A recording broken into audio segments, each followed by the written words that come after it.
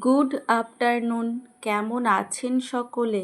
আজ হলো বুধবার। অনেক দিন পর বেশ ভোরবেলা জাঁকিয়ে বৃষ্টি হয়েছে, আর ঘুম ভেঙে যাওয়াতে কত খাবারের কথাই যে মনে পড়ছে তার ইয়ত্তা নেই। খিচুড়ি, ইলিশ মাছ ভাজা, বেগুন ভাজা, আরও কত কী। ও মা! তারপর ঘুম ভেঙে উঠে দেখি যেমন পরিবেশ ঠিক তেমনই রয়েছে। বৃষ্টিটা কোথায় উধাও হয়ে গেছে, আর তার পরিবর্তে সেই খটখটে রোদ্দুর, আর সঙ্গে প্রচণ্ড গরম।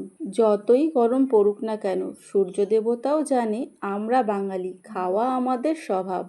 খাওয়া আমরা কিছুতেই ছাড়বো না, তাতে গরম পড়ুক আর যাই হয়ে যাক। তাই খাই খাই স্বভাবটা আমাদের আজীবন রয়েই যাবে।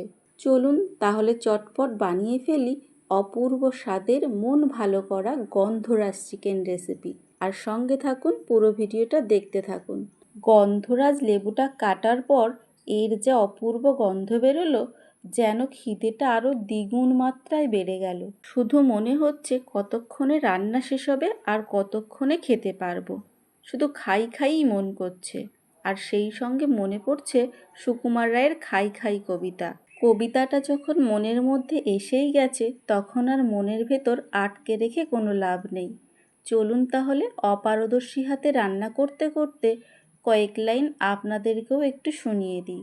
খাই খাই করো কেন, এসো বসো আহারে, খাওয়াবো আজব খাওয়া, ভোজ কয় যাহারে। যত কিছু খাওয়া লেখে বাঙালির ভাষাতে, জড়ো করে আনি সব, থাকো সেই আশাতে। ডাল, ভাত, তরকারি, ফল মূল শস্য, আমিষ ও নিরামিষ, চর্বো চোষ্য, রুটি লুচি ভাজাভুজি, টক ঝাল মিষ্টি, ময়রা ও পাচকের যত কিছু সৃষ্টি। আর যাহা খায় লোকে স্বদেশে ও বিদেশে, খুঁজে পেতে আনি খেতে, নয় বড় সিধেসে। জল খায়, দুধ খায়, খায় যত পানীয়, জ্যাঠা ছেলে বিড়ি খায়, কাম ধরে টানিও। ফল বিনা চিড়ে দই, ফলার হয় তা, জল যোগে জল খাওয়া, শুধু জল নয় তা। এই কবিতাটা এখানেই শেষ নয়, আরও অনেকখানিই আছে। তবে আমার যেটুকু মনে ছিল আমি আজকে সেটুকুই আপনাদের সঙ্গে শেয়ার করলাম। জানি ভালো হয়নি, তবুও প্লিজ কমেন্ট করে জানাবেন আপনাদের কেমন লাগলো। জানেন তো, প্রথমে ভেবেছিলাম গন্ধরাজ চিকেন রান্না করাটা বোধহয় প্রচণ্ড ঝামেলার কোনো কাজ।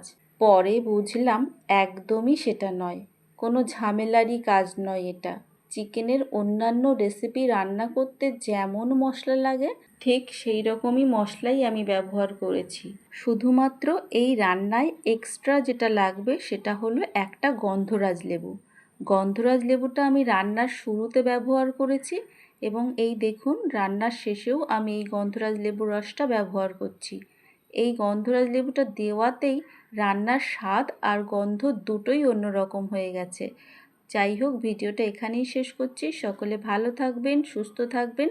দেখা হবে খুব শীঘ্রই নতুন একটা ভিডিওটা কেমন লাগলো অবশ্যই কিন্তু কমেন্ট করে জানাবেন।